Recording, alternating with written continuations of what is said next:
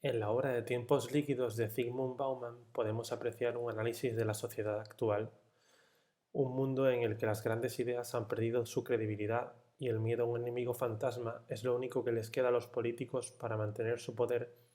Es la frase que más me ha llamado la atención en esta obra, porque da mucho, da muchas pistas de cómo viene siendo ahora mismo la sociedad en la actualidad, cómo nos manejamos a través de las redes sociales y cómo incluso la política y todas las creencias que teníamos han desaparecido progresivamente.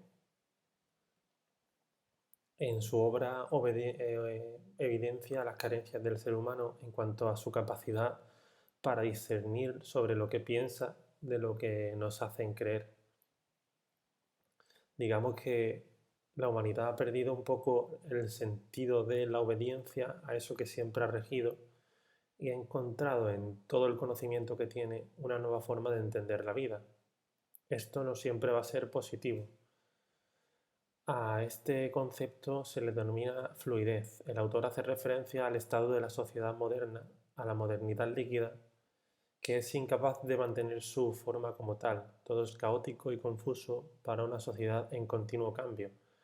De hecho, he recogido una de las frases, uno de los pasajes del libro que dice que el terreno sobre el que descansan nuestras perspectivas vitales es inestable.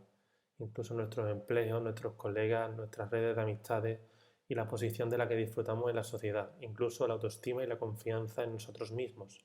El progreso se ha convertido en una especie de juego de sillas en el que un segundo de distracción puede convertirse en una derrota irreversible.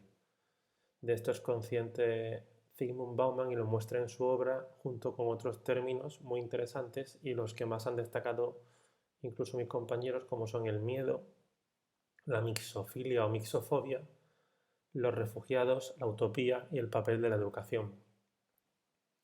El miedo está presente en nosotros constantemente, no es algo nuevo, pero Zygmunt lo vuelve a abordar con, por ejemplo, incluso él hace referencia a la creación del grupo terrorista Al-Qaeda, cómo se fundó a partir de esta reacción, digamos, a Occidente, el miedo a lo desconocido, la muerte, la vida y su devenir.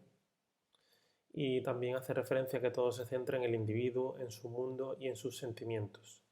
Digamos que, como apuntaba antes, el ser humano, el individuo, ha dejado de tener un patrón sobre en el que acogerse y ha creado sus propios referentes.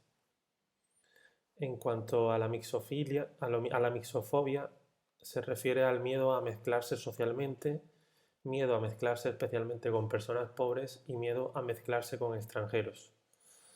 Esto es algo que vemos ahora mismo en la política actual, como los medios de comunicación y los partidos políticos están aprovechando este miedo para crear adeptos hacia unos perfiles radicalizados ideológicos. La mixofilia sería todo lo contrario a lo expuesto, que también es una consecuencia, que es como la necesidad de estar siempre en contacto con gente, digamos, para no relacionarlo con otro tipo de sociedad que es la sociedad del vacío. En cuanto a los refugiados, el autor los presenta como la consecuencia de la propia necesidad del sistema capitalista. Digamos que, dicho de una manera en crudo, es como esa gente que sobra en el mundo y que no tiene cabida en ningún territorio. En este sentido, el mismo capitalismo es el que da la espalda a estas personas e incluso en algunos momentos determinados llega a comprar la acción de algunos gobiernos, el propio capital, para contener a las personas que buscan desesperadamente un lugar mejor donde vivir y también para acallar las voces de los sectores más críticos que coincidiría con la sociedad de la indignación. En cuanto a la utopía, la plantea como el sueño al que queremos llegar todos, al que todos aspiramos, ya sea desde algo material o cosas no materiales como el afecto de una persona, un mundo global e igualitario. Para terminar, es importante destacar el papel que puede jugar y debe jugar la educación en el sentido de conformar una sociedad más justa y más equilibrada dentro de este ámbito de la liquidez. Para ello habría que abandonar los currículos cerrados y obsoletos que propone la política hasta ahora, educar en competencias, fomentar el aprendizaje colaborativo, estimular el sentido analítico y el espíritu crítico, fomentar la creatividad, que será la que pueda hacer avanzar a la sociedad, y estimular la atención al alumnado, que esto es el paidocentrismo. Por último, dejo 3 preguntas para la reflexión que son: ¿sabremos aprovechar las redes sociales para conectarnos y construir un mundo mejor? ¿O las seguiremos empleando para lo que hemos estado haciendo hasta ahora, que es configurar una sociedad transparente e incluso un tanto ignorante? ¿Qué otro significado puede tener nuestra vida? ¿Qué rendimiento le podemos dar a esta sociedad tan digital, tan digitalizada?